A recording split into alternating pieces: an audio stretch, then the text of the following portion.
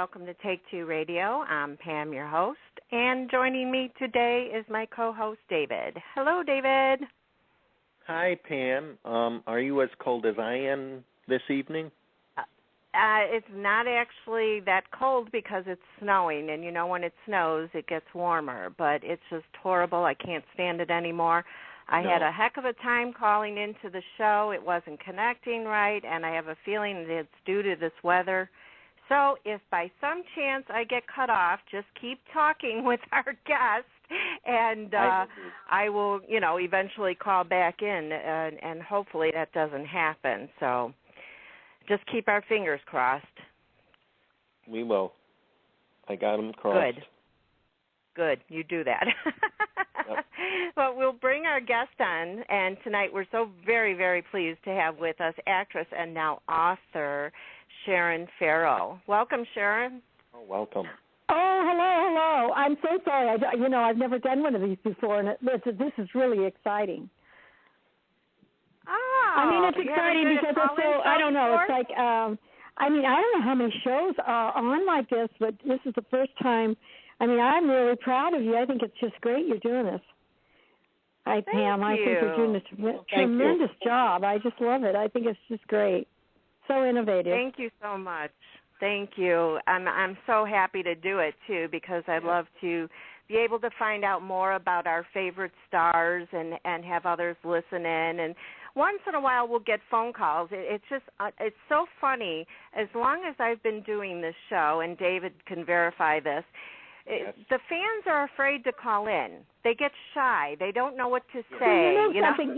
It's like I listen and I figure I could call in, but I always think, well, they're doing so well. They're doing all the answering and everything. It's like I don't know. Yeah, I don't know.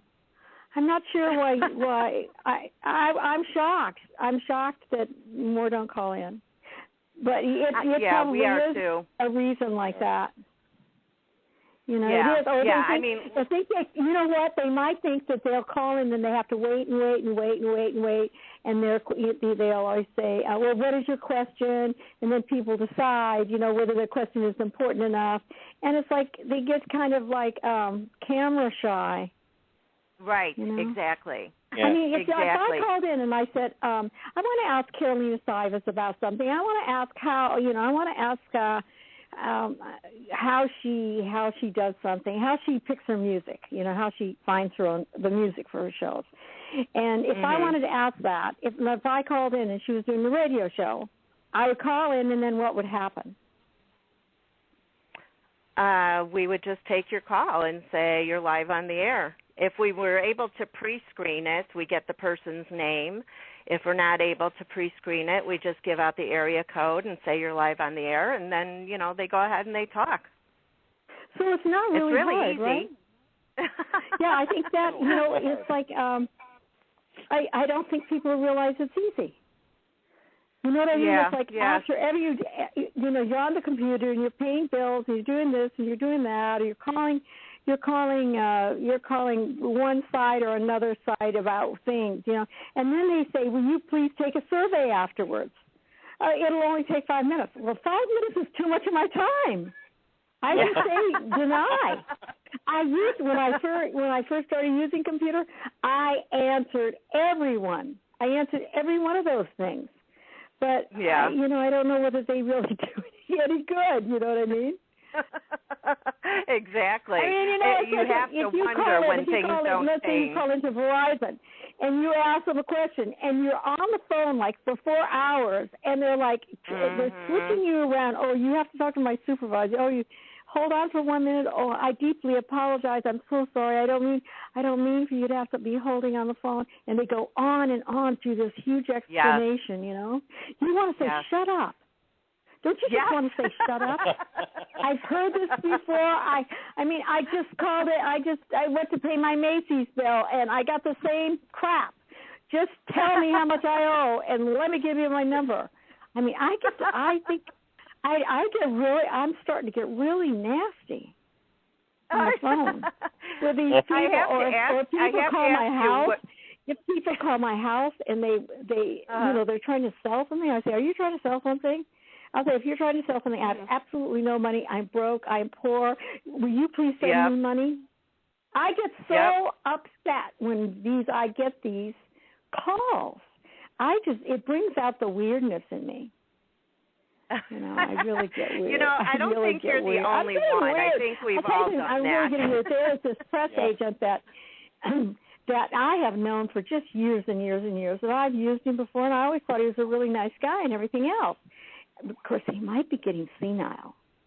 That's what he's. Yeah. That's what I think is going on, because I just think he's not all there. Because I see so many people that I have worked with, and I'll look at them right in my eye. I look at them, and they don't know who. Bill Smith didn't know who I was. And really? This was last year. We were at an autograph show, and he looked right at me. He didn't know who he was. And it's like he's over at the Motion Picture Hospital now. They've got a great award over there for people who have Parkinson's, or what's that other one Alzheimer's. Alzheimer's, yeah. Kurt Douglas got that, and he left millions of dollars for anybody who's into research and the family's like really generous and everything, So I hear they've got a good program over there for all of that, But Bill Smith was like 6'8". I mean, he wasn't 6'8", but he was a huge man, and his wife was a little person like I am. He's a big guy to carry around. Well, exactly. And diaper, whatever you have to do with old guys. And I want a young guy. I don't want anybody old. No. Now's the time to be a cougar, so you go for it, girl. I gotta find some little guy. I gotta find somebody about my size, So if he pees his pants, it's like nobody tells you about this getting older thing. Nobody tells you about this getting older thing. No, they don't. Except my grandma. She always tells me, she tells me, wait till you get to be my age when I complain about my aches and pains. Oh, really? Yeah. And then what does she say? Is she that says, well, wait it? till you get to be my age, and I already know what's wrong with her. So that's when I tell her, well, Grandma, if I get to be your age and I'm already feeling this way now, you might as well just shoot me and put me out of my misery. So I know. We always laugh How do they go on? How the hell does if your grandma realizes what you're going through now, and then she's saying, well, wait till you get my age, and she's like in her 90s, and here you are, young, and you're already hurt. How the hell does she get through it all? She's strong as a bull. She just has that will to live no matter what. Willpower, or that the day my sore leg is not going to get the best of me kind of thing? Exactly. And just walks on it anyway, even though it hurts. Just on with soldiers, right? Yeah. Yeah. Yeah, I mean, there have been times she's been in the hospital where the doctors will call and say, you better come say your goodbyes, and I'll be doggone if she doesn't make through it. So thank God for that. Really? What is it hard, or? She's got all kinds of problems. Yeah, her heart and her back and her legs and her knees and you name it, she's got it. But she does have all her faculties as far as her mind. They all wear out. So funny. Exactly. Her mind is still strong, and that's what matters. If her mind wasn't there, then that mind is strong. It's like that's the one thing I don't think my mind is ever. Oh, my mind is like it's lucky I have one. I swear, the little bit that I have, I'm lucky. I swear. Well, after everything you've been through, I mean, it's very understandable. When my heart stopped and I didn't get any oxygen, it's like your heart stopped. Mm-hmm. I guess your breath stops. If your heart stops, you can't breathe, right? Right. So you wouldn't be getting any oxygen anywhere for 5 minutes. So exactly. You get some brain damage, but something, it comes back eventually in funny ways, because it's like that bothered me so much. I did every kind of therapy you can imagine. I did past life regression. I mean, I got hypnotized. I I wanted to find out my past because it's like I just couldn't remember anything. It just made me crazy. And then I went. I was on a Young and Restless trip for Young and Restless, and I had to go to the Green Bay. I went to see the Green Bay Packers. I got a T-shirt from them, and then I visited a farm because that was Wisconsin. What do? You got to go visit a farm, and you got to go visit the Green Bay Packers. Okay, so I went to this farm, and oh God, the smell of those cows, that manure smell. Yeah, I know, right? Well, in Sioux City, Iowa, they used to have a packing plant there, and when just before it would rain, the whole place smelled like that. Oh, yeah. It doesn't anymore. I went back there, and that packing smell is gone. But when I was young, that smell, and that brought back a lot of memories. And then I visited the Fox River there in Wisconsin, and I remember that I had a pet fox. All of a sudden, I just remembered everything. Oh, wow. Smells brought it back for me more than it. I also just time and your body. You use so little of our brain. Our brain, if something's damaged in one area, it just goes to another area. Yeah. It just saves us somewhere else. I don't think that part of the brain comes back. That part of the brain of you, it's like it died. But you have cells in your body die all the time. Right. Right. So I don't know. Yeah, I just started having spots in front of my eyes and found out that those are dead cells in my eyes. Oh, well, you know what? I went to Switzerland. I went to Switzerland. I had a cellular therapy treatment by Dr. I can't remember what his name. It was in Vevey, Switzerland, and Joan Hackett and I went there. And those little white things that you see in front of your eyes, that's a vitamin B deficiency. You got to start taking vitamin, which is awful because vitamin B's, they all make you fart. But you got to do it. You got to find a vitamin B, a multivitamin B that will not upset your stomach. And I don't know. It's like I'll take vitamin B and oh God, they make you fart, you blow up, you bloat. It's awful. It's awful. But I've heard that there are certain vitamin B's that do not do that. Oh, that's a good thing. But that is what it is. It's a vitamin B deficiency. It's a vitamin D deficiency.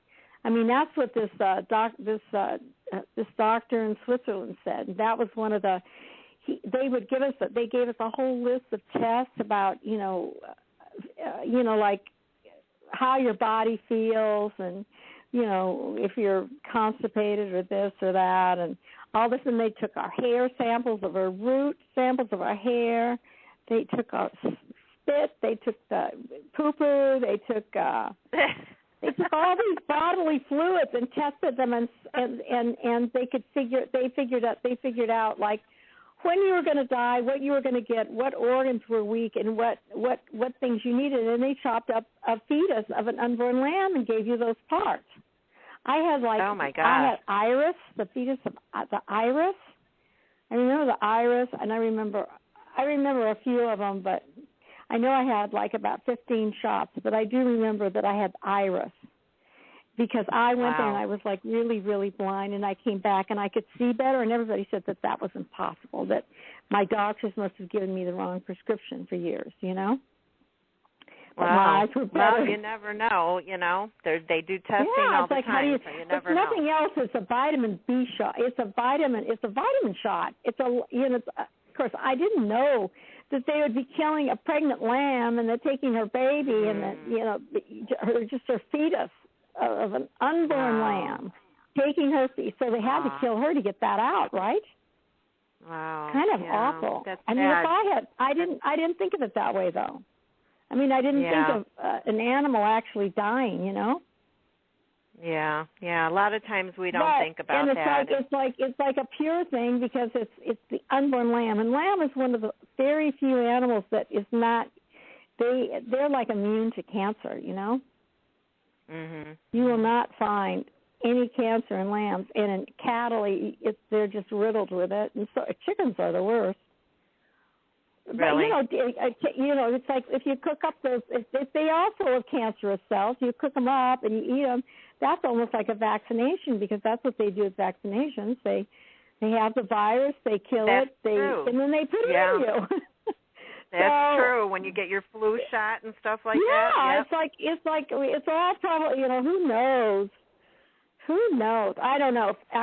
When I begged Steve McQueen to go to do alternative medicine down in San Diego, there's a place down there where they do this. They take they give you your autogenous vaccines, and they take all your body fluids, and they make a vaccine out of it, and you put it under your tongue. Part of the week, just a liquid, just squirt like a quarter of a cc, or like a cc, I think, under your tongue, and then you give yourself a little shot with these itsy bitsy teeny weeny needles that are just like a joke, and you do that, and they make you a little sick. You feel kind of like you got the flu, but it builds up your own body to any kind of immune, makes your body more immune to things. But, I did it. I think I did it for a year, and it's like I felt, I'm not going to keep doing this. It's I don't want to feel like I've got the flu all the time. No, You know what I mean? You're correcting one thing, if I have to feel like this, I'm going to die, Yeah. It's like, this is not fun. No. So what I'd do is I'd do a few shots, and then, I wouldn't do them for a while, and then I might do them again. I was very, once in a while I'd do it, and that's the same way I am with my vitamins too. For a few days, I'm just so conscientious, and then I just don't take them for a while. Yeah. Well, I have a problem with remembering to take my vitamins no matter where I put them. So no, not I'm only with you that. there. It's like they want you to take about 40 of them. They say, "Oh, this is good for this and that. Oh, your fingernails, you better take some horsetail. Vitamin. You better do this. You better do that." And it's like, I'm not going to take. I don't want to take 40 pills a day. No, no. But nobody does. I might do it for a few days, though. I might do it for a couple of days, and then I don't do it for a while. Whatever you're doing is working, because look at you, you're still going. Yep. Yeah, and I've always done it sort of this way. Well, I don't know. You got the magic way to do it. It's like it is perplexing. This whole life thing is perplexing, and I guess the older you get, you sort of like think about death and stuff like that. But the thing of it is when I was young, all my friends. I mean, I had just as many deaths around. Yeah. Well, when you were I younger don't know, too, they didn't seem to. It didn't. I don't know. I didn't really. I don't know. I just figured there must be some other way to get off of this planet. Well, I like that movie where aliens came down in spaceships and took everybody off. Oh my gosh! Oh. What's that movie? You know that movie. It's a famous movie. I can't think of it. It is with Richard. Reivers. You know the one. It doesn't. The name is not important. Yeah, I can't think of the name, but well, I don't know if I want some alien taking me. Yeah, people have said that to me too. And in a way, I'm with you. I don't the idea of that. My sister is like, oh my God, my sister. She vows to this day that I used to teach ballet up in Worthington, Minnesota, and it was like 80 miles away. And my sister, this is her story, and I do remember bruises and marks on her arms. I remember and marks on her stomach. I do remember that, and I remember her bruising like a couple of days later. She didn't have any bruises right away. And then all of a sudden, 2 days later, she was just all kinds of bruises. It was just real weird. Anyway, she and her boyfriend want to go up to Worthington, Minnesota, to watch me teach my ballet class and my tap dancing class that I had. And I had a bunch of little 7-year-olds, and there were about 10 in each class. Okay, and they really wanted, my sister and her boyfriend, they just wanted to get in the car, and they wanted to neck. They wanted to smooch all the way up to Worthington, Minnesota. You know, they wanted to make out. And so I was just like, I was the chauffeur pretty much, and because I was they weren't even old enough to have a driver. They weren't even old enough to drive. So we're driving along, and all of a sudden, my car, we see this great big, it's a green light that goes across the sky in a kind of upward, downward kind of thing, but it was like across the sky. And and then my car like died. It stalled. And I just kind of coasted to the corner of the road, and then I tried to start it up again, and I started it up, and then I drove home. Well, we got home, and my mom was really pissed. She says we were like 3 hours late, and there was no way we could be 3 hours late.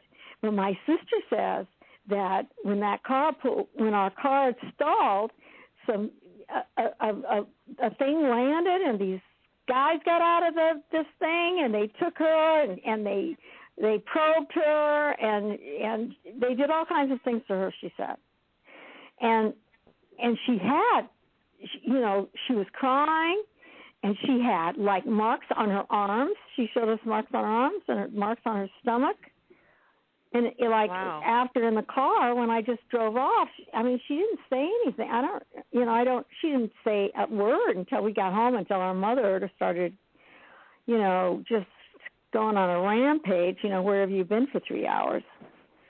Right, and my sister, she says she has adventures. I don't even want to hear about it. Yeah, I wouldn't either. It just scares me too. Scares the dickens out of me. I think my sister's crazy. And also, I really do think my sister is crazy. I love her, but I love her to death. But I can't. It's like I'm too scared to believe in that stuff. It's too scary for me. Yeah. Well, we do have your granddaughter on the phone now. Oh, put her on. Carolina Sieves. Are you with us? It's Sieves. Hi, Carolina. Can you hear me? Yes. Yeah. Oh, great. Hi. Hi. How are you guys? Your grandma. What are you doing today? Hi, Sharon. When are we going to go to that thing? We're going to get all dressed up and go. We're going to go to this. I am so excited. Yeah. I know. We got a nominated actress here. It's like a riot. It'll be so fun. But what is it? So it's at a theater. What theater is it at? We are in the Indie Series Awards that are coming up the first 2 days in April. So we get to get all dolled up. Congratulations. Thank you. Sharon has our guest star nomination, which doesn't I want to hear about all. what we're going to do, though. Where is it going to be, and is there going to be a party? Oh, I'll send you all the details. Is there going to be a dinner? What is it going to be? Well, every one of them different. The Screen Actor Guild Award is one way, and every award show is different. Yeah, I'm really excited because we get to meet all the other web series people that I've been talking to on Twitter for like a year now. So oh my God. I'm pretty excited for that. Oh, that's going to be directors so fun. And creators. Yep, I'm excited. There's a lot of great web series out there. What date is that? Which day is that one? The first 2 days in April. Yeah, it's about a month away, a little over a month away. Yep. So the first couple of weeks in April, sometime in there, right? Yeah, right in the beginning. Okay. All right. That'll be good. Well, I wish you all the best. And Carolina, I watched all of Broken at Love and absolutely loved it. And I have to know if there's going to be a season 3. Yes. Is there? I'm not sure yet. I haven't ruled it out, though, just because I keep getting a lot of ideas. She goes through these writing. She's like driven by her writing and by her own life, Yeah, because it's very like much she writes from such a personal place because Vivi is Carolina. Really? She really is. I wondered she about is. That was my question. It's me. I like to say it's me from several years ago, mostly, except for maybe like the end of maybe the season finale. It's me from like a few years ago, and everything's very personal for me, and so I'm kind of enjoing getting more life experience. That's why everybody likes it so much, though. Because it's like really honest. Because I think every young, good Lord, every woman is going through all of this stuff that Vivi goes through. Exactly. Yeah, I think the biggest thing is that relationships and like meeting guys nowadays is a lot different, and I think the fact that our show is kind of modern with using the effects of social media and the effects of like friends, that kind, and all that sort of stuff. Really, I really want to show all that because I don't think other people are doing that. And so, yeah, everything's driven by relationships and so are you going to use it on eHarmony and Match.com? These guys, just date a whole bunch of different guys and make it a reality show and make these guys pay money to be on the show or something. I don't know. I'm a writer, but I'm so goofy, It's like, oh God. I wish I could write. I wish I could write like Carolina does. I think the way she pulls it all together is just so amazing to me. She's so organized. Well, you know what else is amazing? She was not only the writer, the creator, the director, the producer. Acted in it. How the heck did she wear so many hats? She edits the thing together, too, and she puts the music together. She does everything. I pretty much just don't hold the camera. I don't hold the camera, so that's all. That's the only thing. Yeah. And, it's like, of course, it's like the editing, I think that's, it blows my mind. It really blows my mind. You are a true filmmaker. Everything's exhausting. You are a filmmaker. You are a true filmmaker. Thank you. I learned that if you no one's going to love something that you're doing more than you. So I think that's why I have my hand in everything. And in the beginning, when I first started the project, I sort of delegated. And I'm one of those people, I move fast. Like, I'm like a go, go, go kind of person. I didn't want to wait for everyone else to go, go, go with me. So that's kind of, I think, how I ended up doing all of that. And, yeah, so that's why I'm trying to take a little break and kind of enjoy the release of it and kind of enjoy living life a little to get more inspiration. But, I've written notes. I haven't stopped, unfortunately or fortunately, I don't know. But so I'm not sure yet. Season 3 may happen. Well, I hope there is, because you kind of kept us hanging at the end. Yeah, I know. Everyone wants to end happy. I'm just going. How did you and Sharon, end up working together? I got an email. I put a casting posting actually for the role of one grandma, and our show, as you know, has 2. Because I did end up getting an email from her manager, and he was editing my book, and he sort of made a mistake because he wasn't submitting me for web series. He didn't think it. It was sort of an accident. But the role was so great. It was just so incredible. I loved the part, and Carolina just, she just made it happen. This role actually, it was just magical. It was like something I was supposed to do. It was all kind of like serendipity. Because we got 2, I had 2 grandma castings. I wrote this one specifically for her because I wanted both of them. The other one is played by Marsha Rod, and I wanted both of them in it. So I just kind of based it on my other grandma and put both in it because So this was actually very much customized to her, and she got to kind of create whatever she wanted for it. So I think that worked out the best. Yeah. Yeah. We kind of worked her in the finale from that too. I kept waiting for what's the grandma's name? I can't remember. It just slipped my mind. Marsha. Your name? I kept waiting for Marsha to burst into song on a clear day. I look around you. I kept expecting her to go off, But she was a sweetheart. She was really fun. She was so funny. She was sitting there, and her lipstick was smeared all over her face. And I said, "Wait a minute." She said, "Oh, it's all right. It's all right." I said, "No, it's not all right." Her mouth was so I'm trying to fix her lipstick, because I don't know. It's it makes me mad when you look, like you got a tag out or something, and you're with a person all night long, and your girlfriend doesn't tell you you've got the tag or your dress hanging out. Yeah. Has that ever happened to you? Yeah. Well, what kind of a friend is that? No, that I know, right? Look like that. That makes you look like that. Why can't you just poke it down in for you, or your bra strap, or whatever is hanging out? Yeah. Yeah, I don't know. Funny. Anyway, Carolina's the kind of girl who would cover up your bra strap. She's a true friend. I've never been told that. No.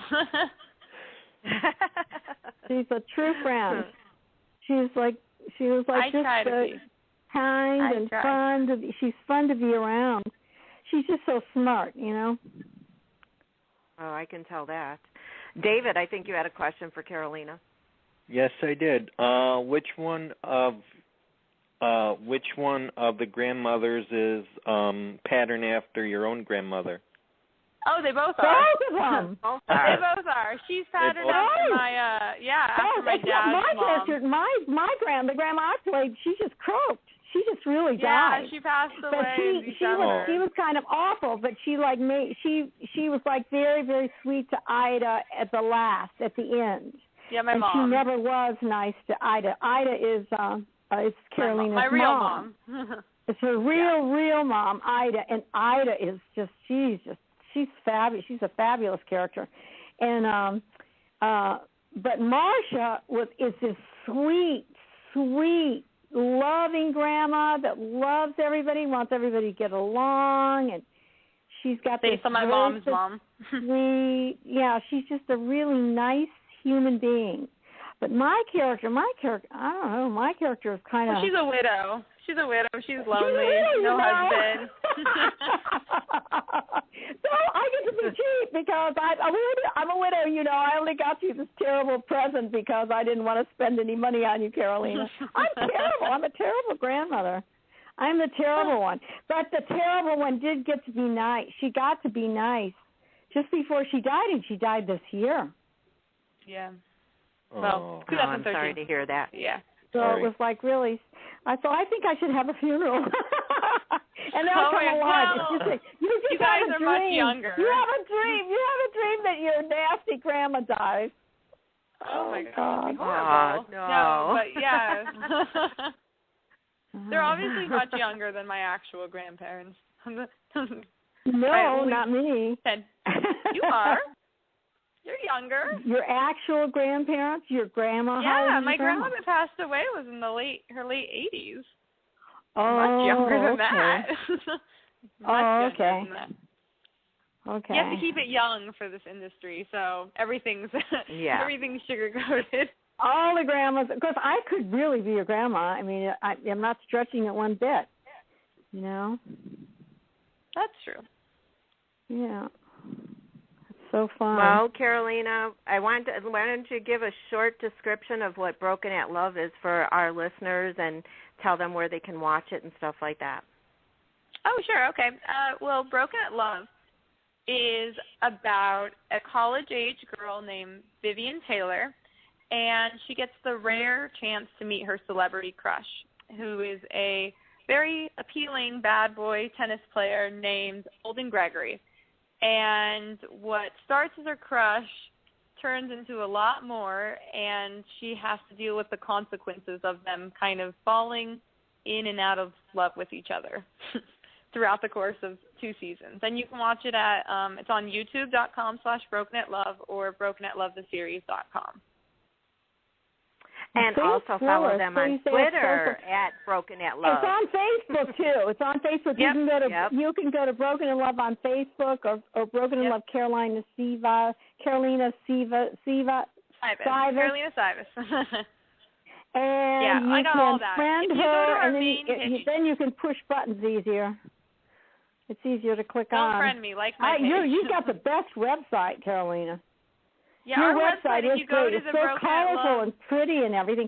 And you can just, it's like, it was so funny because she wrote some stuff out this morning, Pam, about the show and everything, and she set it up so you could just click on it and it would go right to your show. He was great. Oh, really? I didn't go on there today. I was on there last night. Your site is good, too. Your site is good, too. After all this. It's really nice. It's really good. So fun. Yeah, we learn as we go because I didn't know about any of how to do a website at all, and a friend of mine who has much patience taught me that. Yeah. So how long have you been doing all this? How long? Me? When did you get your website? When I started my show, which is November of 2012. Yeah. Wow. So it's a little baby show. That's great. Yeah. I think yeah.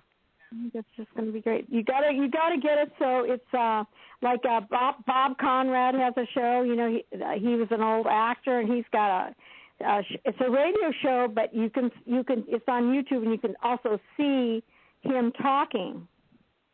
And he really? He Skypes a little bit too. He Skypes a little bit. There's so many formats. Yeah. You podcasters have so many options, but I'm barely learning. That will do what you need it to do. And, you know, there's so many that there probably is something out there that's just perfect for you to, because it would be fun. I'd love to see Carolina right now. I'm laying on the couch in my leopard robe. I'm wearing sweats.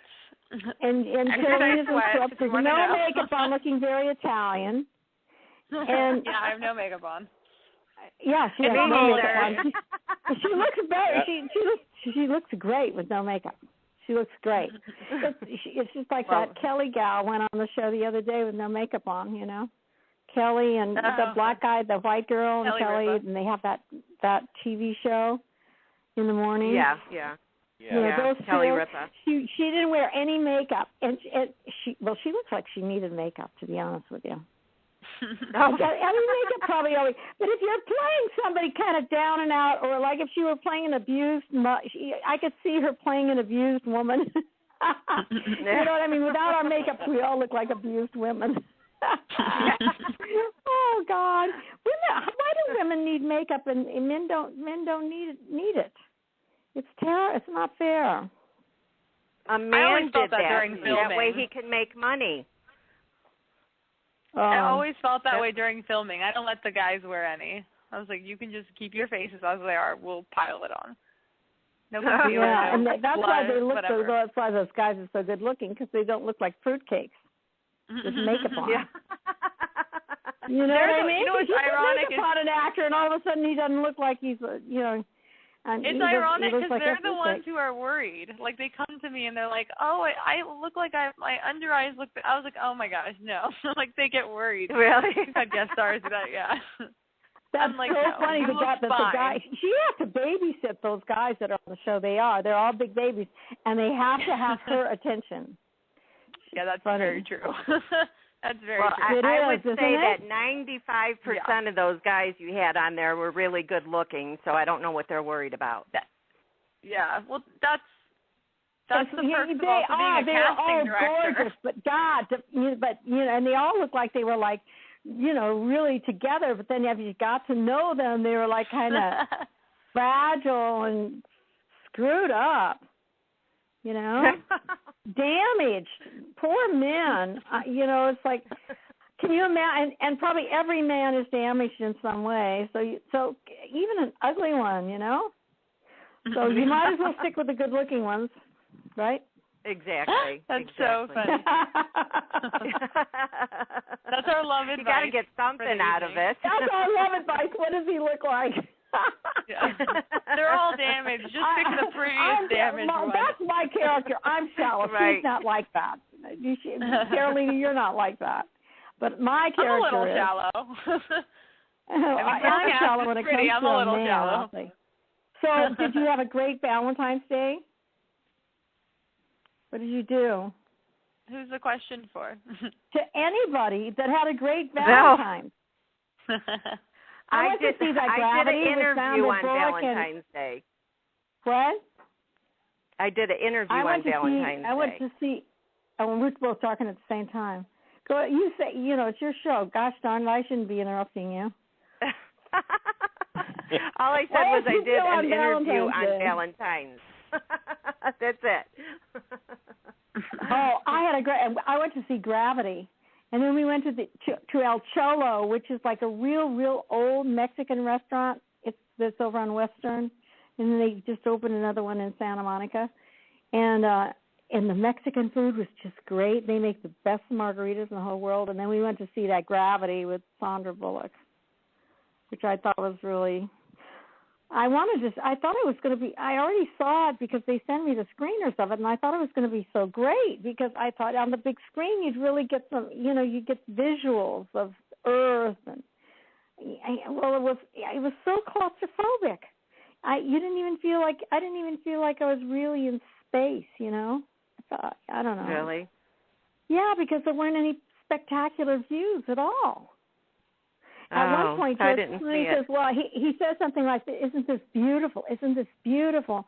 I can see the sunrise on the Ganges," and it's like there's not one scene in that movie that shows us something beautiful. We're way up in the sky where it's got to be gorgeous. I mean, I was talking to Mamie Van Doren because I became her friend over Facebook, and we sort of had the same boyfriends and stuff. And she said that she dated an astronaut that later became a drunk and everything else, but she dated him. And he said that when he was up there, that he said that there is a God. And in that movie, there should have been a moment like that where you realize that there was a God because you're up in space and you see all of this stuff. You didn't get to see anything up. You didn't see anything. You were looking inside their masks where they had these great big huge headgear on, and you were looking through that, and it looked like it was kind of dirty. It looked like they should clean the mirror. Clean the visor or something so you could see through it better. It was like it was reflecting stuff, and she just sat there looking. She had one look on her face the whole time. It was just so. It was. I wish she would have died and George Clooney would have lived. He was at least more. He was a hell of a lot more fun than she was. I don't know. I was so. And I have seen Wolves on Wall Street 3 times, and that movie is one hell of a movie. And that director directs like Carolina Sybas, because Carolina what a great compliment. Carolina just goes with things. She's fast and she goes with what's happening. Oh, she's wonderful. Whereas, it's like Quentin Tarantino, every single sentence has to be just perfect, and but Scorsese. That you could be Carolina Scorsese. There you go. Oh, that's very nice. Yeah, she's good. She's so much fun to work with as an actor. It's very important that a director is actor friendly. That's for sure. Yeah. Well, I would think that everybody had a lot of fun working on your web series, and we'll let you go. And I really, really, really, really hope that you do season 3, and when you get some downtime. She can't stop now. She's like a Woody. I shouldn't say Woody Allen because he's that's opening up a whole can of beans. Who's another director that writes, produces, and directs their own movies? Can I be a Ben Affleck? I'd like to be a Ben Affleck. Oh yeah. That would be good. He seems to be on a roll. He only does really good things when he does himself. I'd like him as your leading man. I think you should fall in love with him. I think he should be on the show. Ben Affleck, he's married and has a cute little family. I'll pass on that. I'd like to work with him. Acting. It's just acting. You said you it's not. Fall in love with him.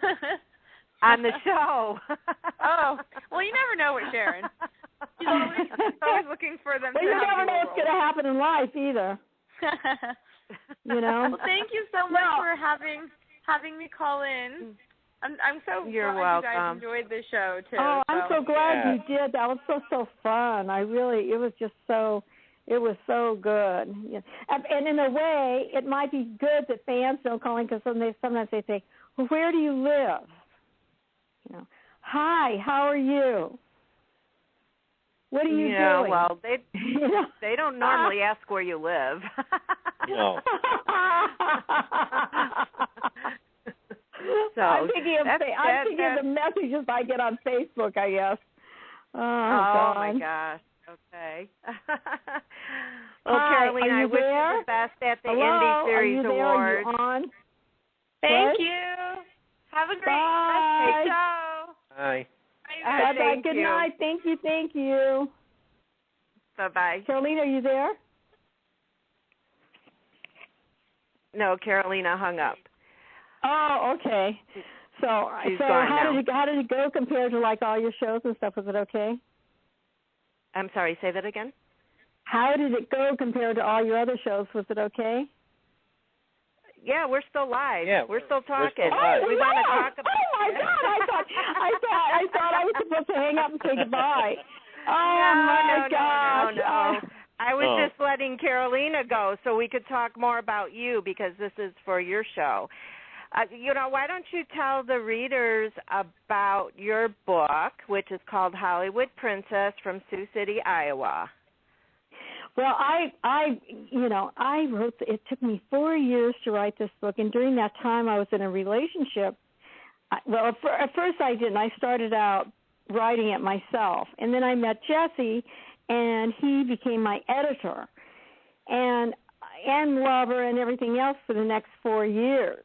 And I kind of his daughter came from, you cannot compete with a young, gorgeous 26-year-old daughter.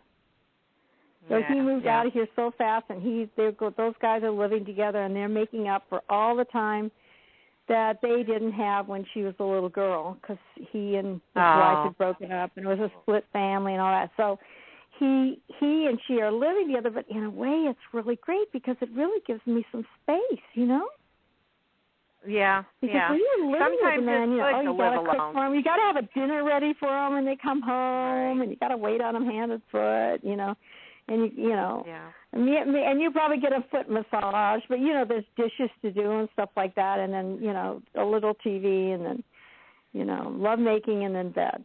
But I don't know. It's like sometimes it's nice just to be alone a couple nights out of the week, And I was always afraid. I was kind of afraid to be by myself, And I think I'm fine. Man, I'll tell you, I'm 72 years old, and I'm still acting like I'm 14. Well, that's a good thing.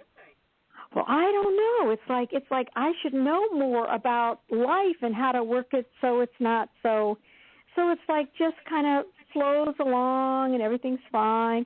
I'm like just always so, well, you know what it is, being an actress, like getting a job, and then people usually work at that job for 10 years or something, or 5 years or something, But it's like being an actress is like you get a job and then the job is over and you are unemployed and you have to get another one. Right.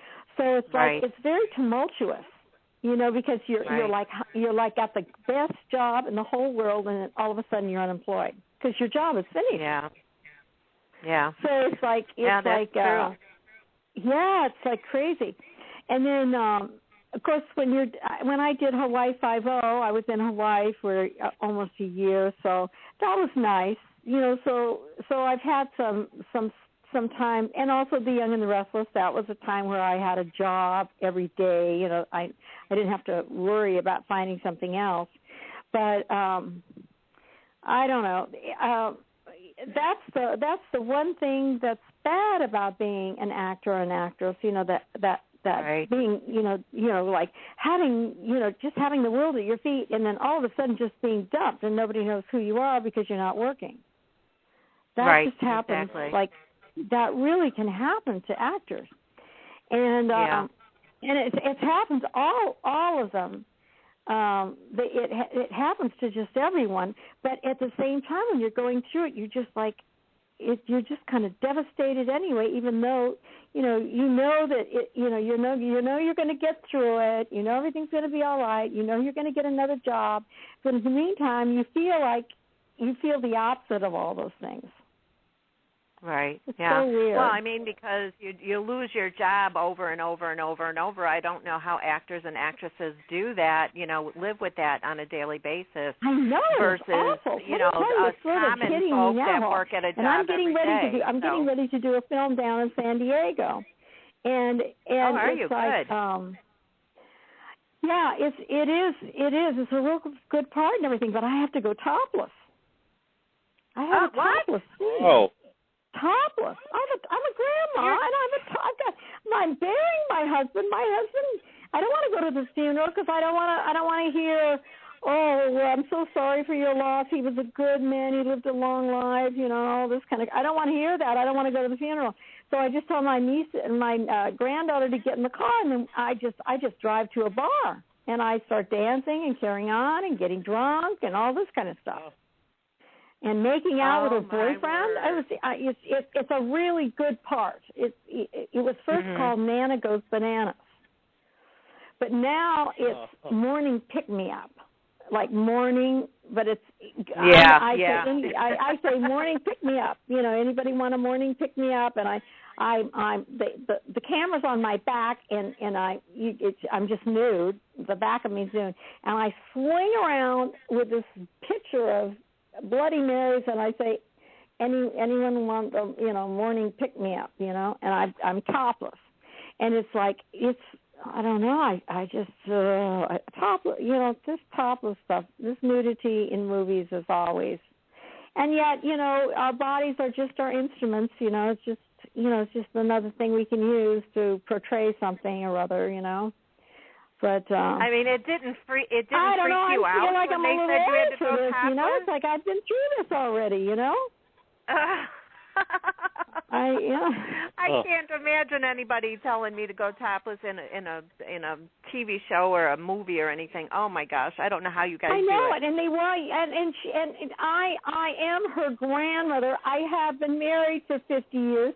I have a daughter. So it's like I'm not like, you know what I mean? Of course, she's real wealthy, so she's very wealthy. But she buys a beach house for her she buys a beach house for her husband, and she's pissed off because he died before their 50th anniversary. Oh. She's really more angry at him for dying on her than anything else. But she complains about him too. She says, he was like a prison. He wouldn't let me drink. He wouldn't let me do this. He wouldn't let me do that. So I'm going to do what I want to do. I don't know. We're having Skype rehearsals. Can you imagine? Are you really? Having Skype rehearsals, and we're having a rehearsal next week. And I keep thinking, God, everybody's in that snow in New York. You guys are snowed in. It's probably snowing right there now, right? Yes, it sure is. And I'm in Chicago. David's in New York. You're in Chicago. Well, that's just as bad. Well, no, see, why I thought New York is because when the phone came on, it said New York on my phone. That's because of the studio I go through, I think, is probably based out of there. But David lives in New York. All of this is going through all of that storm and snowing and everything. Yeah.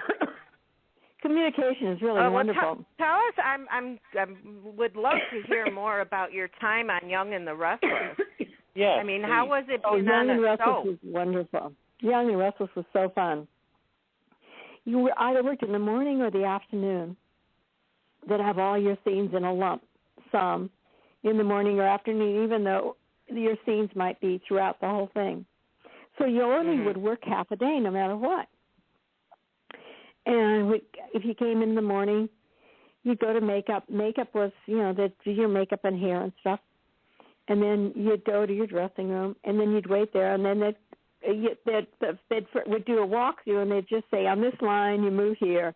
On that line, you move here. On this line, you move there. So you just kind of memorize where you're supposed to be moving according to the line, according to the words that you're going to say. Like, well, I'm going to go out and see what my grandson is doing. So I'd move to the top of the couch, and Nina would say, "Well, Mom, I want to take him why don't you go back to bed, or you can go shopping or something like that. And she moves toward me, and then on the next line I'll sit down on the couch, and the next line and you kind of rehearse that's your rehearsal, is where you're going to go. And then you go back, and then you come out, and then you just do it. And there's 3 cameras, so it's it's fun. It's like fast. It's fast. You know where you're going to go, and it's good. Now with Carolina, what's really wonderful is that we have the lines and everything, but the cameraman just follows us where we go, kind of. Yeah. Yeah, you're not stuck in one place. He just lets us kind of, it's so loose. It's like so comfortable and so loose. And also, she can shoot a show, and it can look just as good as The Young and Restless or anything like that, and her budget's a whole lot less.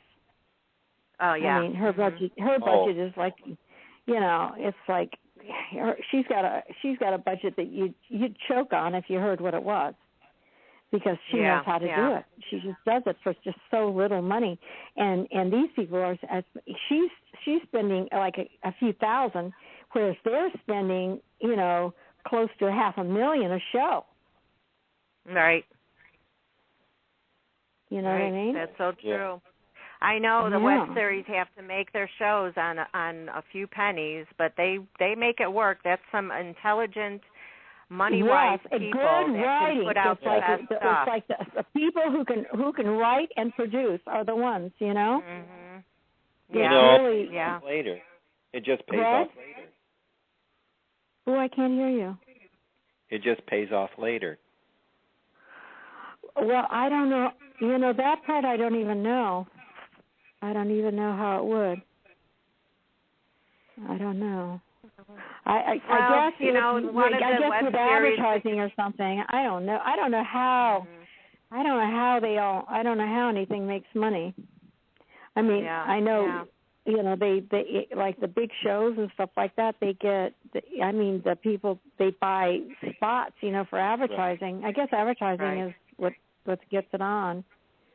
I have a post office box, and I go down to my post office box, and my post office box is full of this Vons and, Albertsons and all these, these food things. It's crammed full of ads. And I complained. I said, God, I don't like getting, I'm paying for my post office box. I don't want these crammed in there. And I said, sometimes I lose mail because it's like crammed in with my other stuff and everything. And it's like crammed, like really a whole lot of stuff crammed in there, and it's all ads. And the post office puts it in there. And they said, well, if we didn't get these, we wouldn't have, our post office wouldn't even be open. We have to do this. Yeah, that's true.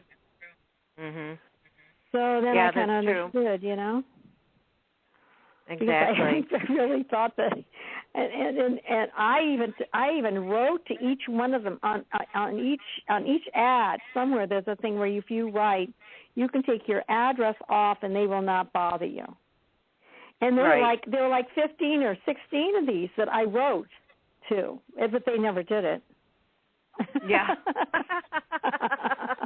Because I didn't really know about the post office and how they were paying for things. And then I started thinking, it doesn't kill me. I just go throw them out, who cares? I just throw all those things out every single time. And there's a great big huge bucket where people just throw out. That's all. It's just full of those ads. Yeah. It's like, I don't, nobody reads those ads. Yeah, you got to recycle, otherwise, those trees have got cut down for no good reason then, so you got to recycle. I know it. Isn't that something? That is true. Well, the post office is great because that big bin is right there. You don't even have to go out of the post office to recycle. You do it automatically, Yeah, yeah, for sure. Yeah, but I like the way things are because everything's very, everything's... it's like what's happening. If there had been Facebook when I was going through a lot of the stuff when I first came back here, I probably would have gone on Facebook because I was so angry and started writing. Because I started really writing because I was very angry at the way I was treated after coming back from the United States by the Motion Picture Hospital, by just I don't know, just by just by everything. I didn't have my Social Security, not my Social Security, my Medicare. I didn't have Medicare because I was in another country. I was in the Fiji Islands. I had retired there, and I didn't need. They don't have Medicare there. You know what I mean? They just don't. Medicare doesn't cover you if you're in another country. Medicare covers you if you're in the United States only. And if you come back and you go, if I came back and I would go to the motion picture hospital, and they'd say, well, what's your Medicare number? Because you're over 65, so we have to use that first, and then we use the Screen Actors Guild pension and welfare. We use that part. Yeah. Well, I didn't have it, and so they turned me away, and they knew who I was. Yes. They turned me away. I mean, I was sleeping in my car. I mean, I was just a mess. And I'm no doctor at the Screen. I went to the Motion Picture Hospital. I'd been actress for 50 years. I had Screen Actors Guild and after coverage, and they would not help me. And I had some real bad problems when I came back from the Fiji Islands. I had been raped by the military. I mean, I had some health issues, and I had to take care of them. So I went out to Simi Valley, UCLA. They have a free clinic out there, free. And, of course, you go out there, and it's just mostly Mexican people. And so, but I got appointments all set up to, like, see doctors and stuff like this for one thing or another. I had 3 appointments for 3 different doctors the next day. So I go out, and it took me all day long to do this. I go out to my car, and I cannot find it, and I collapse because I haven't eaten anything all day. I collapse, and they put this cop comes by, and I say, well, let me just sleep in the back of my van. I've got a pillow back there. I've got to think because I've got all these appointments tomorrow, and I don't have that much gas. He said, no, he said, let me fix it up so you can stay in the hospital. Stay in the hospital. They put me in the psychiatric ward. What? I could not get out of there.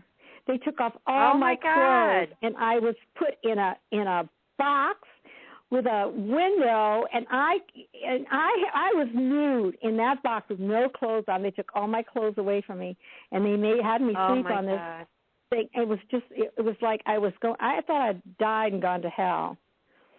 Oh my God! And then the next day there was like imagine. When I started writing it because I was so angry. Yeah. I couldn't believe. I thought, gosh, the Motion Picture Hospital. I don't care. I mean, it's like, and the next day at the scene, a social worker comes in because anytime anybody's like brought into the hospital or signed in for one reason or another, the way I was, she said Sharon Farrell, because she knew me from The Young and the Restless. And she said, Sharon Farrell, what are you doing here? And I told her the whole story, and she got me out of there lickety split. And then I had hospital bills for that one night. It was like over $100,000. Oh my for one God. night. Oh, I'm sure. I mean, I felt like I was in some surrealistic sick movie. And this gal, Mickey Mills at Screen Actors Guild, she took me over. Oh, she was great. She took me over to the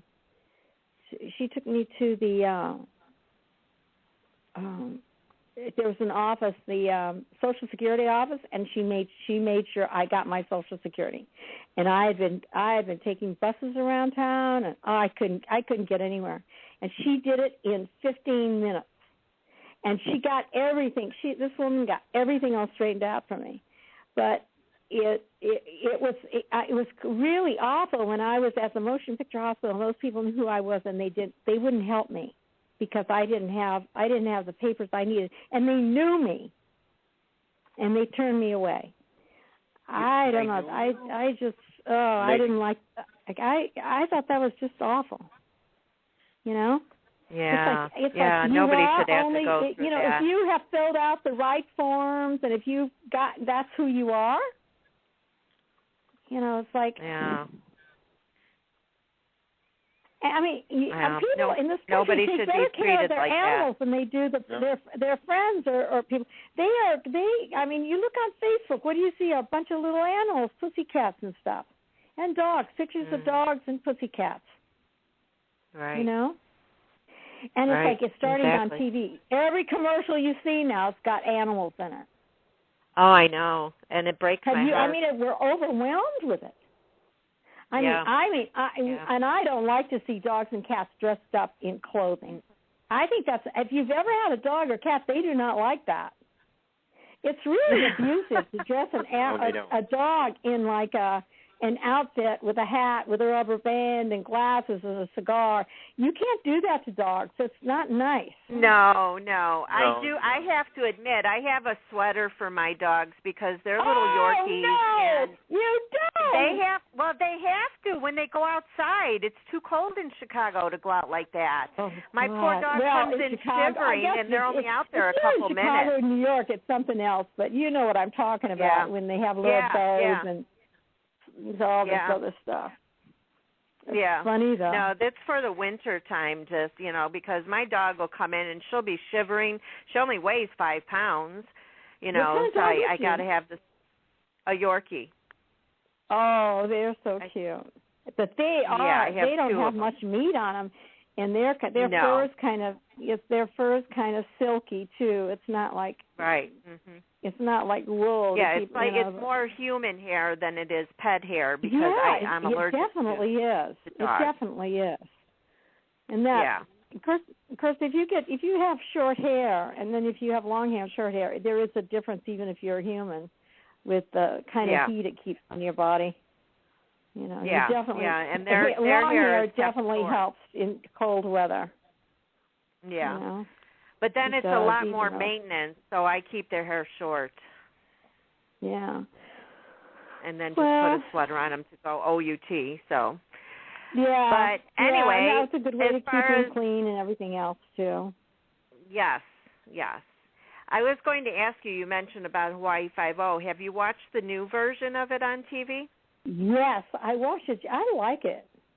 I just love it. You don't like it? I want to go. I'm trying to figure out how I could go do one of those shows because I had an affair with McGarrett when I was a drug addict one time. We had an affair, and he was kissing me on the mouth and all this kind of stuff and waking up in bed and all this. But then I died. I got killed at the end. Yeah. But if that had been consummated, that kid would have been mine. That's right. McGarrett would have been my kid if I hadn't died in that one show.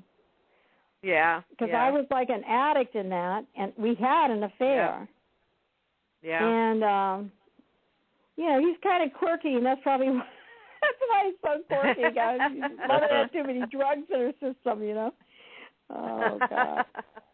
But you know how they do these shows. They say, original. She was shot, but she was saved, and I don't know. Of course, we don't have old Jack Lloyd to reshoot those scenes together. But I love the original, and I actually like the new one, and I just started watching it, and I was unsure. Pardon? They're just so different. They're so, yeah. Well, it's different faces, Same name, but also different the style. Faces. The style is different too. There's the other's kind of stagey, and my character could have been like edgy and funny or something, but it just wasn't written that way. Yeah. Well, hopefully, that maybe if you tap someone on the shoulder over there and say, "Hey, bring Mama back," I know. I got to figure out how to do it. I don't even know how to reach. I don't even know how to reach Hawaii Five-0. I don't even know how to. How do you reach those people that are casting and the producers? How do you do it? It's like, I don't know. Maybe I could don't know, but I know Twitter is big with that. Write whoever the producer is, his name, and just send it to Hawaii or something. I don't know. Send it to CBS. Well, if you can find out if they're on Twitter, there's a lot of producers and directors and stuff like that on Twitter that are always tweeting about their shows. So if you can find a particular person you want to talk to, you can always tweet at them. oh God, I would love to do that. I'm just learning how to tweet. So yeah, there's a lot of them on there. I know. Even the writers are on there. Oh, if anybody's watching this, try to find out the thing for me and tweet me who the producer is. Whoever's out there. Yeah, actually, I seen it one time because one of the soap guys, Ingo Rademacher, was on Hawaii Five-0. He absolutely loved that show, and he kept saying he wanted to be on it, and they finally put him on for an episode. So I'll have to see if I can find out. He did? I love that. I love his attitude. Yeah. That's the way you do it. You just go after things. That's right. Great. Good for him. Right. Yeah. Good for him. So he guest starred only one show, and it wasn't a major part, but he was on there. So he got his dream came true. Yeah. And now he lives in Hawaii. Oh my God! Oh, yep. That is amazing. That is amazing. Yep. Yeah, you just got to go for what you want. Never give up, and you should know that. You've been doing it long enough. I know, it's true. You got to be careful what you wish for because you get every one of them. Yes.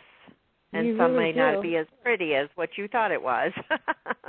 Yeah, it's never what you think. But you get it. You get it. Yeah. But there's also lots of consequences and lots of conditions that come along with all those wishes that you wish about and want, Exactly. Crazy. Exactly. But what else are we going to do on this planet? We got to keep ourselves busy. Yeah, I know. We got to be busy. We got to keep on trucking and keep on going and everything else.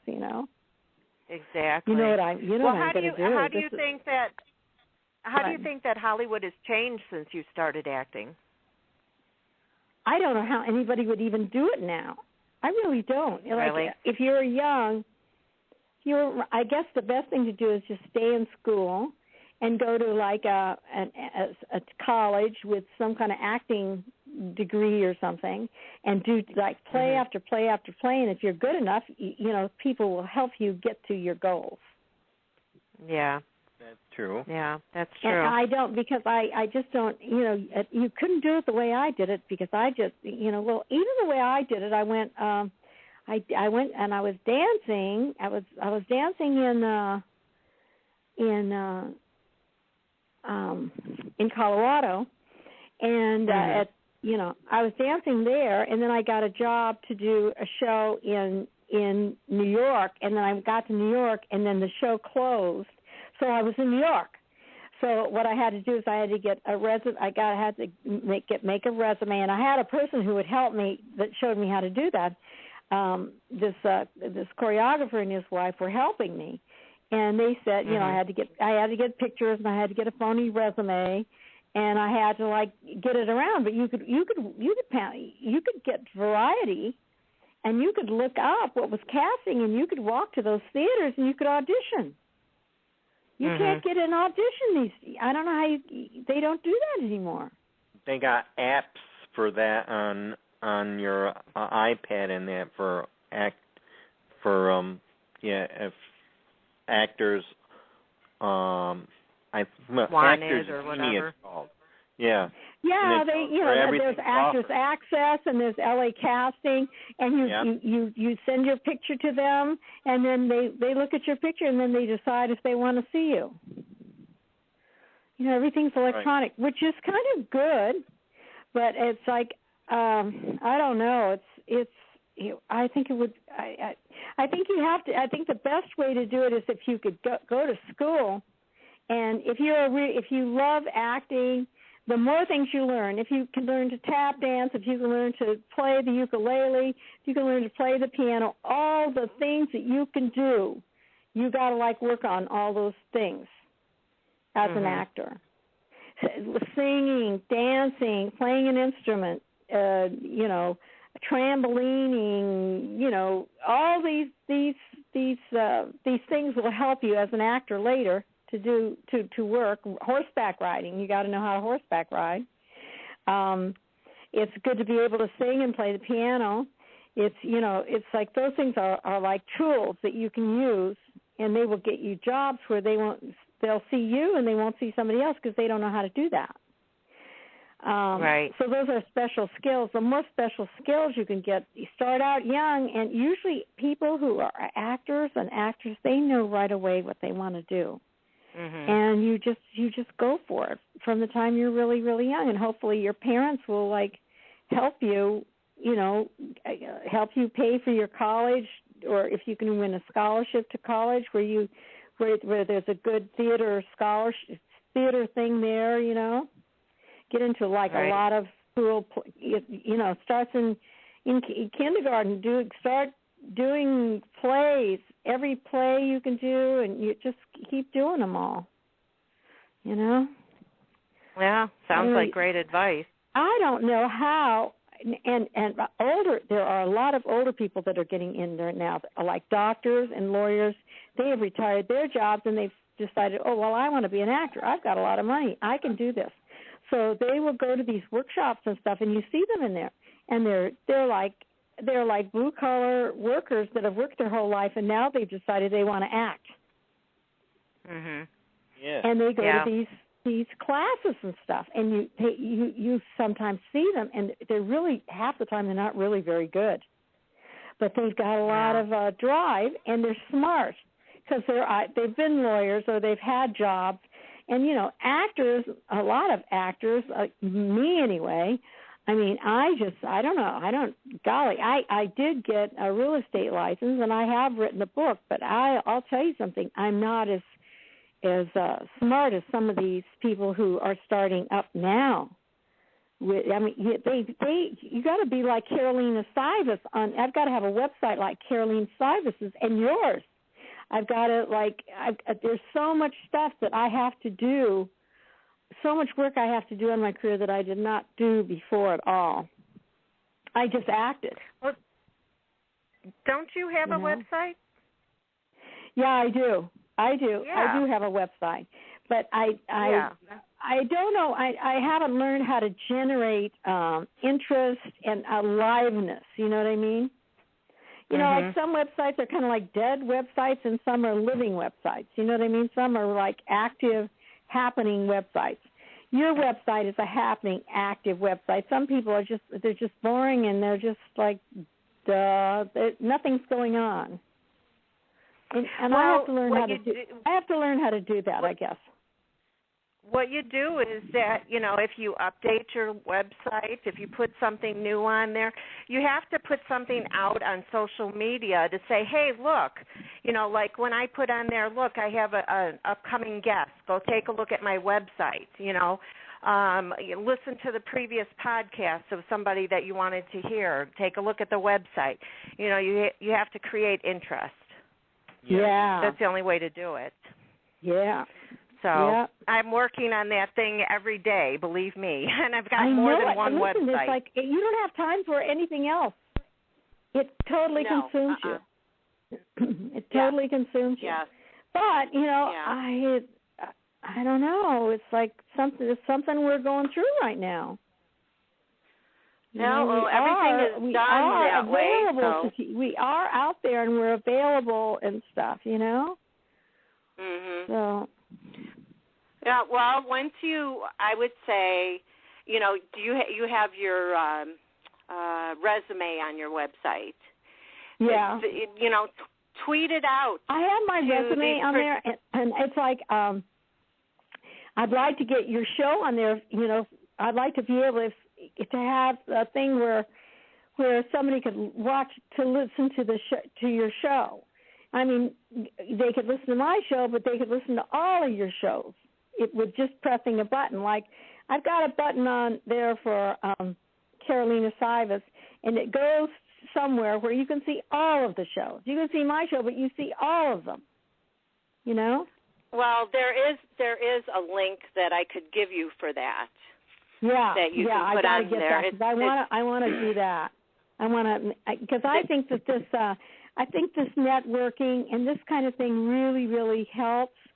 And it's like I've just met so many great people. It's just so wonderful. You really get to know, what people like, and you get to know them, and you get to know their kind of going through the same things you're going through. You know, it's like a lot in my book.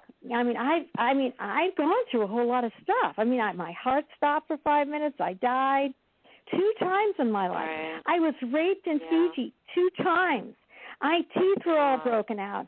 My rectum I had to have it operated on because the guy was like poking a Coke bottle in there. And it's like I almost died there. And it's like coming back and starting over again. You know, coming from Sioux City, Iowa, number one, is like a big thing because I don't have relatives that I don't have any relatives like Tennessee Williams. I'm not Tennessee Williams' great-granddaughter. You know, I'm not Sissy Spacek. Sissy Spacek are her 2 relatives. I mean, you know, you look at even little Sally Fields. Her father was Jock Mahoney, which was a huge star. Her stepfather, huge star. Yeah. You know, all these people that were a lot of the people that I tried to get jobs where I niched in. My competition was classy Hollywood. What would it be? I mean, they were kings and queens of the industry. They've been here for generations, you know. You know, there's like, there's one girl who's. I was talking about Sissy Spacek. Her Geraldine Page was her aunt, and her uncle was Geraldine Page's husband. What was his name? He's a fabulous actor. God, he's just wonderful. And he was working up until I don't know what's happened to him. He hasn't worked for a little while, but he's a fabulous actor. Rip Torn. She knows those 2 people. Yeah. Who wouldn't have a great career? I mean, who wouldn't? But good Lord, come from Sioux City, Iowa. Come from nothing. Come from a poor family. Try that one on. And I did it. Yeah. I really did do it. So, I mean, if I can do it, I know anybody with drive and desire. If you desire something, you have passion about it, you're going to do it. It's just like I'm going to find that producer you were telling me about, and I am going to try to get on that Hawaii 5-0. Yeah, and I'll look for his name. I'll look for his name. If I can do it. Just for the fun of it, just to see if I can do it, you know? Yeah, I'll look for it, and I'll send it to you. Oh, that'd be so fun. That would be so fun. I'll see you on, too. We'll both go on. I will. I'll back you up. And Carolina, too. We got to take all 3 of us. We all have to have a part. Right. You have to let us on. We'll all be victims. Yeah. We'll all be victims of some mass murder that runs around that kills web series people. They're going to kill a web series star, a web series radio talk show star with the guy that she's on with. They're going to kill him too, and they're going to kill me because I was on Hawaii 5-0, so I get killed, and then Carolina Sivas, they're going to kill her, and they're going to hold her at ransom. They're going to tie her up in some chair and torture her or something. Yeah. That would be a great show. I'd watch that. Oh, yeah. I think that would be good. Oh, dear. Well, I'll tell you something. The one I saw last night I think it was the night before last I saw the Hawaii 5-0. It was great. It just didn't stop. I mean, I'll tell you, though, it was better than that Gravity. I'll tell you, it was better than the movie Gravity. Yeah. It is. It was. The Gravity. There was a camera on Sandra Bullock for so long, and she didn't say anything. I thought, for God's sakes, you girl, say something, you know. Let a tear run down your face. Remote. You know, you're going to die. You know, do something. You know, she just stood there like, duh, you know. She just sat there, you know, doing nothing. You know, but she played it how they wrote it. You know, you're going to die. You would do nothing, you know. Oh. Well, she played it how they wrote it. That's all you can do. Yeah, and listen, if you don't have the words, there's not too much you can do. Except she was talking. Exactly. What's his face had drifted off to space, and she was going to make it, and she's like, is she's telling him to look for her daughter who has died. And she talks about she's sad. She hates to wash her hair, and her hair's probably full of knots, and she's probably got a runny nose because that's the way she runs around. And you just tell her that her mommy loves her, and you tell her that I think about her every day and that I'm so, so proud of her. She has this one, she doesn't. There is not one iota of any emotion in that woman's face. I think Sandra Bullock she's fun. But, she can't cry. She can't cry. No. Well, I've only watched when her she's in like doing that scene, talking about George Clooney finding her daughter. I mean, it's like she's doing it's just zero acting. Zero. Wow. I was just so disappointed in her, I can't tell you. Of course, I don't know, maybe she never did that anyway. She's more of a comedy kind of star. Yeah, I love her in comedy. I love her in love stories and comedies. I would have loved to have seen George Clooney and her in a really fun comedy. It would have been great. Definitely. We all need some comedies. We need some real love stories. There's that. I loved Labor Day. Labor Day was great with Josh Brolin and Kate Winslet. That was wonderful, and I never have liked him. He's wonderful in it. Oh, really? Yeah. Yeah. Well, what do you think? What do you think about his dad? Well, he plays a criminal that's escaped prison, and he looks like that. He's not. He's playing a very. He's perfect casting for him. And it was a love story, and you really liked him in this. You just loved him. You loved the two of them together. It was just wonderful.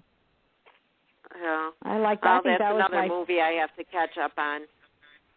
That one is worth catching up on. There's a lot of movies, a lot of TV, a lot of movies I want to watch, but there's just not enough time in the day. You try to watch as many as you can. Fun. Web series are where it's at. Yeah. I love how you can watch a whole season in one day. Out of your life. If you're waiting for a doctor's appointment or you're waiting someplace, you can always sit and watch a little bit of web series. It's great. Definitely. You can watch a whole season in one sitting. So that's what's great about it. It's amazing. Yeah, it's so great. It is. Well, it's 7:30 here in Chicago, so I will have to 5:30 here. Yes. So we're going to let you go, but I want to thank you so much for joining us today. Listen, and if anybody ever does call in or anything, if they want to know anything, if they want to know how to publish a book, I will tell them how to do that because you can do it yourself, and it won't cost you one penny. So if anybody's interested in doing that, if anybody wants to talk about, like the technical end of that, I would do that. So anyway, sweetie, definitely. Thank you so much. Thank you. I really appreciate you're very welcome. Having me on. I really do, and helping me with my career again because I am starting all over again.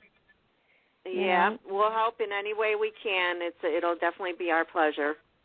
No, you guys are great. I love you so much, and Carolina does too. She's just so she gets behind things and helps people. I just love that girl. Yeah, she seems like a sweetheart. Well, she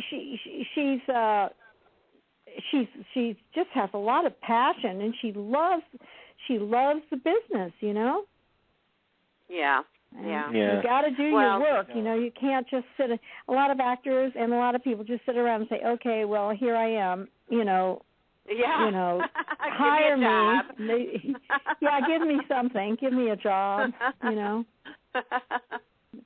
Yeah, I know that feeling. Yeah. What? I do. I know that feeling. Give me a job, please. I know. I mean, sometimes I do that, too, because you do so much and you can't do anything else, and you just throw your arms up and thinking, what am I supposed to do now? What can I do next? Right. I don't know what to do next. You just don't know what to do. Exactly. And then any kind of idea that comes in, you try to do it. Yes. Because one thing does lead to another thing. Yes. Even exactly. if it's the wrong thing. Yeah.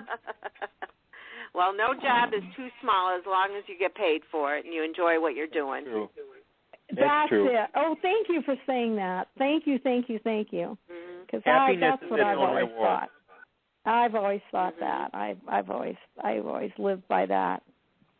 Yeah. You know, yeah. I look love at me doing this. I don't get paid for doing this, but I love what I do. So there you go. I know, and you're so good at it too. You know what I mean?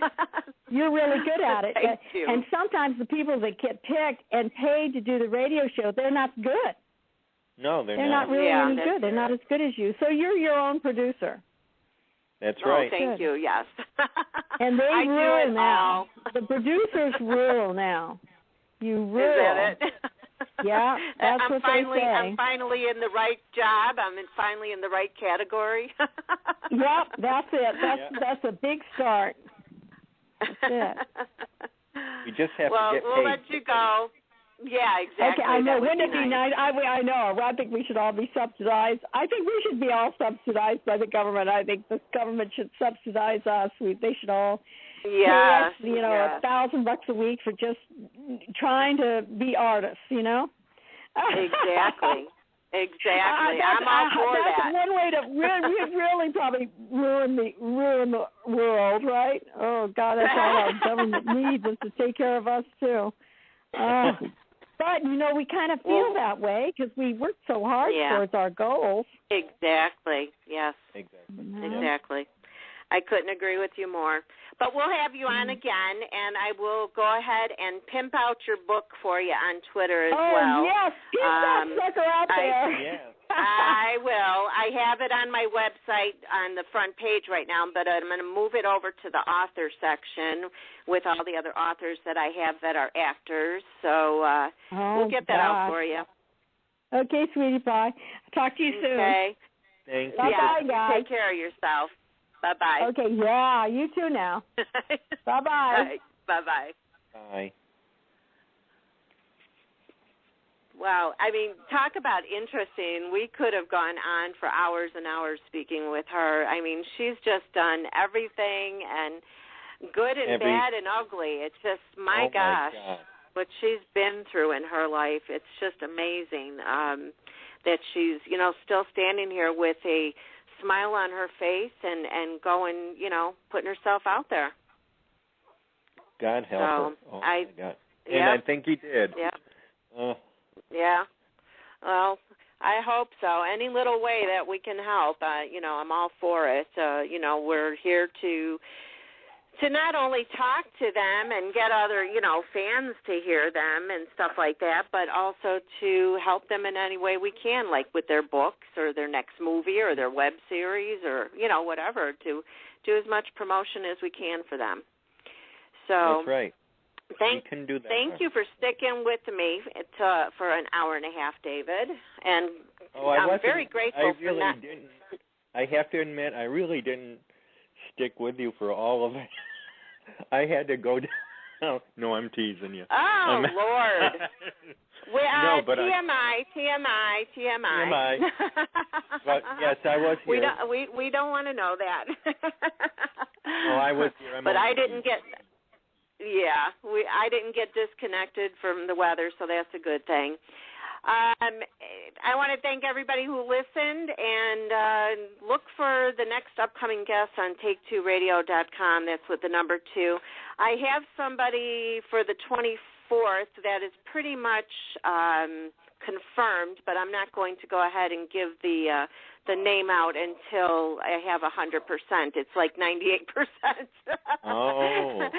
So it's let's put it this way. He's an actor and he's a singer and he has a new album he's got. So we're going to be talking to him about his acting and singing career and playing some of his new music. And I'm really looking forward to that. I think Sabina said she's doing that one with me, so we'll see. Okay. If not, of course, it'll be David.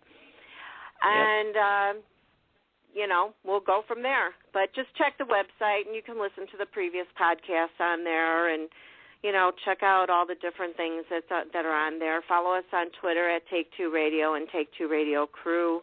We do have a Facebook. I never promote my Facebook. Isn't that terrible?